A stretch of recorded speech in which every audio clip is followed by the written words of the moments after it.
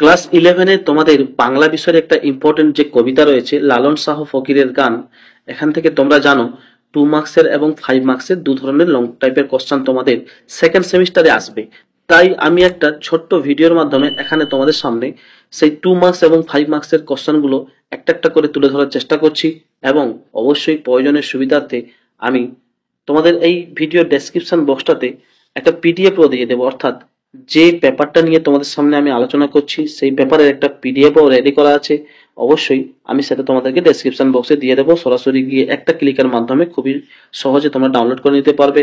আমাদের SR coaching সেন্টারের একমাত্র প্রধান যেটা বৈশিষ্ট্য সেটা হচ্ছে আমরা যে কোনো ভিডিও নিয়ে আসি না কেন, যে কোনো সাবজেক্টের যা সাজেশন কিংবা নোটস তোমাদের সামনে প্রোভাইড করি তার একটা পিডিএফ দেওয়ার চেষ্টা করি, যাতে করে স্টুডেন্টরা আমাদের ভিডিও দেখার সাথে সাথে পিডিএফটার মাধ্যমে তারা কিন্তু কোশ্চেন এবং অ্যান্সার সমেত জেনে নিতে পারে। তাই আমিও আজকে এই ভিডিওতে তোমাদের জন্য এই যে লালন শাহ ফকিরের গান থেকে অবশ্যই এর পিডিএফটাও দেবো 2 মার্কস এবং 5 মার্কসের জন্য, তোমরা ডেসক্রিপশন থেকে পেয়ে যাচ্ছ। তো চলো প্রথমে আমি 2 মার্কসের কোশ্চেনগুলো তোমাদের সামনে তুলে ধরার চেষ্টা করব। 2 মার্কসের যে কোশ্চেনগুলো ইম্পর্টেন্ট রয়েছে তা কোনগুলো তোমরা দেখে নাও। প্রথম কোশ্চেনটা দেখো, লালন শাহ ফকিরের গান কবিতার বা গানের রচয়িতা কে? এটি কোন জাতীয় গান? এখানে আমি অ্যান্সার গুলো বলছি না, খুবই সহজে অতি সুন্দর ভাষায় একদম দেওয়া আছে, সেইগুলা যদি তোমরা লিখে দিতে পারো আশা রাখছি এরই মধ্যে থেকে তোমরা কিন্তু বন্ধু কমন পাবে, এবং এইভাবে লিখে নিলে ফুল মার্কসটা পাবে। যেহেতু আমি অ্যান্সার বলছি না কারণ তাতে করে ভিডিওটা একটু লং হয়ে যাচ্ছে। এরপরে দেখো 4 দাগের কোশ্চেনটাও তোমাদের জন্য ইম্পর্টেন্ট আছে, সেটা হচ্ছে লালন শাহের গানগুলো একত্রে কোন গ্রন্থে রয়েছে?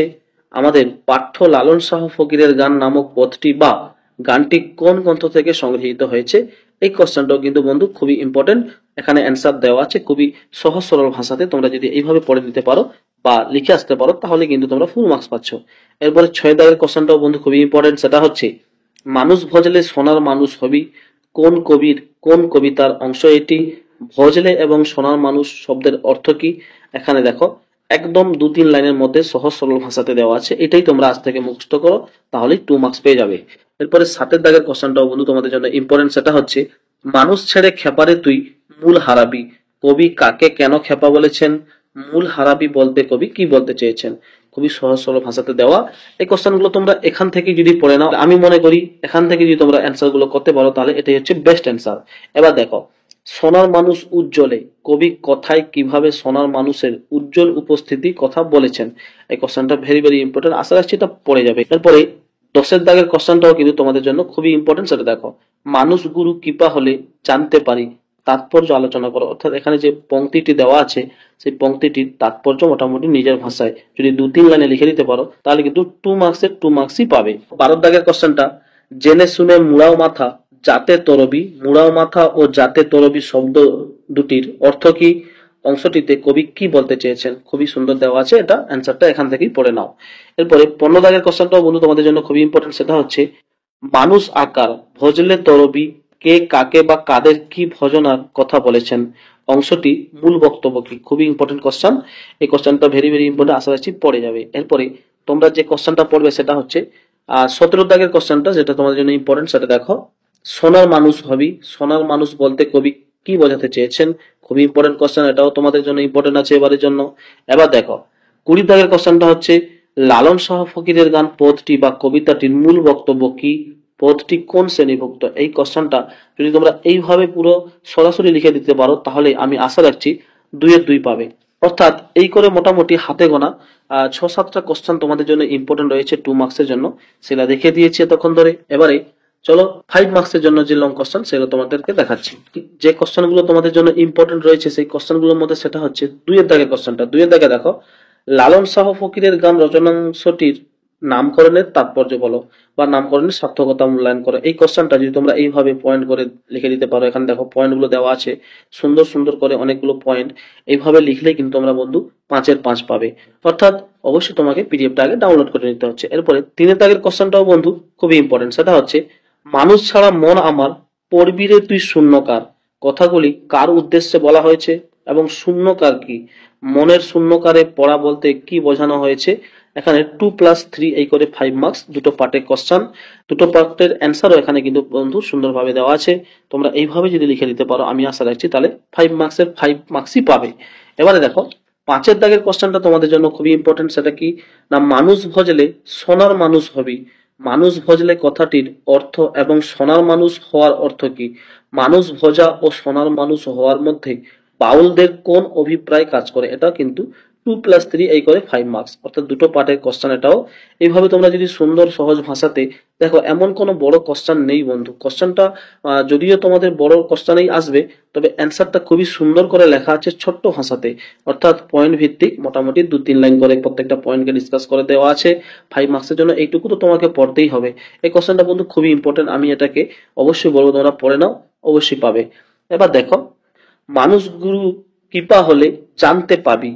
মানুষ বলতে কাকে বোঝানো হয়েছে এবং মানুষ গুরুর কৃপা হলে কাকে জানা যাবে? সে মানুষকে জানতে গুরুর কৃপার প্রয়োজন কেন বুঝিয়ে দাও। এটাও কিন্তু 3+2 এই করে দুটো পার্টের অংশ, এবং প্রথমের দিকে কোশ্চেনটা যে পার্টটা রয়েছে সেটা কিন্তু একটু বড় করে আলোচনা করতে হবে, শেষের পার্টটা একটু ছোট করে বলতে হবে। এই করে 3+2 দুটো পার্টের প্রশ্ন। এবং যদি তোমরা 5 মার্কস পেতে চাও তাহলে কিন্তু এখানে যেভাবে অ্যান্সার গুলো দেওয়া আছে তোমরা এইভাবে লিখলেই 5 মার্কস পাবে। এছাড়াও তোমরা বিভিন্ন সহায়িকা থেকে তোমাদের নিজের মতো করে কোশ্চেনের অ্যান্সার গুলো নোট ভিত্তিক সাজিয়ে নাও। আজ থেকে যদি তোমরা এইভাবে এই কোশ্চেনটা রেডি করতে পারো তাহলে আশা রাখছি এখান থেকে একটা পাবে। লাস্ট কোশ্চেনটা দেখো, জেনে শুনে মুড়াও মাথা জানতে তরবি। মাথা মুড়ানো কথার অর্থ কি? জেনে শুনে মাথা মুড়ানোর পরামর্শ রচয়িতা দিয়েছেন কেন? এটা কিন্তু 2+3 এই করে 5 মার্কস, অর্থাৎ দুটো পার্টের এটাও কোশ্চেন।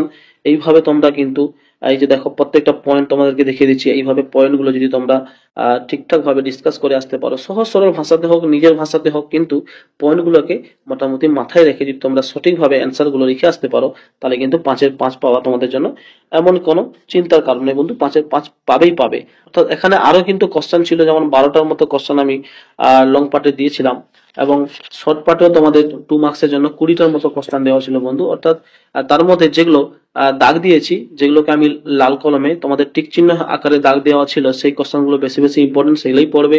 এবং আমি এখানে যেটা আলোচনা করলাম সেই আলোচনার যে পিডিএফটা তোমরা অবশ্যই কিন্তু ডেসক্রিপশন বক্স থেকে সরাসরি গিয়ে আগে ডাউনলোড করো। ডাউনলোড করলেই কিন্তু বন্ধু তোমরা এখান থেকে যে পিডিএফটা পাবে সেই পিডিএফটাই পড়লেই কিন্তু তোমাদের জন্য যেটা লালন শাহ ফকিরের গান কবিতাটা রয়েছে সেই লালন শাহ ফকিরের গান কবিতাটা আর আশা রাখছি বেশি কিছু তোমাকে পড়তে হবে না। এবং তার আগে বলবো অবশ্যই কবিতাটা তোমরা টেক্সচুয়ালি ভালো করে খুঁটিয়ে পড়ে নাও, সেখান থেকে মূল যে কনসেপশন সেটা কিন্তু তোমাকে বুঝতে হবে বন্ধু। কারণ একটা কবিতা যদি তুমি কনসেপ্টটা ভালো করে জানতে পারো তাহলে যে ধরনের কোশ্চেন আসুক না কেন তুমি তোমার নিজের ভাষায় লিখে আসতে পারবে। তার জন্য বলবো অবশ্যই তোমাদের টিচাররা যেভাবে বোঝাচ্ছে সেটাকে মাথায় রেখে আগে কবিতার কনসেপ্টটা ভালো করে বোঝো, কিংবা বিভিন্ন সহায়িকা বা যে সমস্ত রেফারেন্স বইগুলো রয়েছে সেই রেফারেন্স বইগুলো থেকে আগে তোমাকে প্রত্যেকটা লাইনের মানে ভালো করে পড়তে হবে। মানেগুলো যদি ভালো করে বুঝে নিয়ে পড়তে পারো তাহলে যে কোনো ধরনের কোশ্চেন আসুক না কেন তুমি কিন্তু লিখে আসতে পারবে। এখানে দেখো সুন্দরভাবে 2 মার্কস এবং কোনটা 5 মার্কস সেটা আমি তোমাদেরকে সাজিয়েছি। প্রত্যেকটা পার্টকে আমি তোমাদের সামনে অ্যান্সার ভিত্তিক দিয়েছি, যাতে তোমরা হয়তো এখানে কোশ্চেন শুধু দিয়ে দিলে হাবুডুবু খেয়ে যেতে পারতে। তাই আমি তোমাদের জন্য অ্যান্সার সমেত দেওয়ার চেষ্টা করেছি। আমরা এসআর কোচিং সেন্টারের পক্ষ থেকে যে কোনো ভিডিও আপলোড করি না কেন তোমাদের জন্য কিন্তু অ্যান্সার সমেত পিডিএফ সমেত দেওয়ার চেষ্টা করি, এটা তোমরা জানো। তাই যদি বন্ধু তোমাদের কাছে ভালো লেগে থাকে তাহলে চ্যানেলটাকে একটু সাপোর্ট করো, বন্ধুদের মাঝে শেয়ার করে অল নোটিফিকেশন অন করে চ্যানেলটাকে আজকে এখনই সাবস্ক্রাইব করে নাও। অবশ্যই তোমাদের প্রয়োজনে কাজে লাগবে। বেস্ট অফ লাক, সুস্থ থাকবে, ভালো থাকবে। এবং এরপরে তোমরা কোন বিষয় সম্বন্ধে, কোন বিষয়ের কোন পার্ট সম্বন্ধে তোমরা কিন্তু সাজেশন চাইছো পিডিএফ আকারে আমি তোমাদেরকে কিন্তু অ্যান্সার সমেত দেবো, এইটুকু কথা দিলাম। তাহলে তোমাকে কমেন্ট বক্সে গিয়ে আগে তোমার মূল্যবান মতামত ও মন্তব্য দাও, কোন বিষয়ের সাজেশন চাইছো সেটা বলো। এবং আমি আমাদের চ্যানেলে অবশ্যই তোমাদের জন্য লাইভ ভিডিওর মাধ্যমে তোমাদের সামনে বিভিন্ন কোশ্চেন অ্যান্সার আলোচনা করার জন্য চলে আসি। মাঝে মধ্যে কোনো সময় কুইজ হয়, কোনো সময় ক্লাস হয়, কোনো সময় তোমাদের সামনে বিভিন্ন কোশ্চেন নিয়ে বিভিন্ন সাবজেক্ট নিয়ে ক্লাস ভিত্তিক আলোচনা করে দেই। তার জন্য প্রতিনিয়ত যদি তোমরা আমাদের নোটিফিকেশন পেতে চাও তাহলে অল নোটিফিকেশনকে অন করে রাখবে, কারণ যখনই আমরা আসবো তোমরা অবশ্যই সরাসরি প্রথমে তোমাদের মোবাইলে স্ক্রিনে সেটা কিন্তু নোটিফিকেশন আকারে চলে যাবে।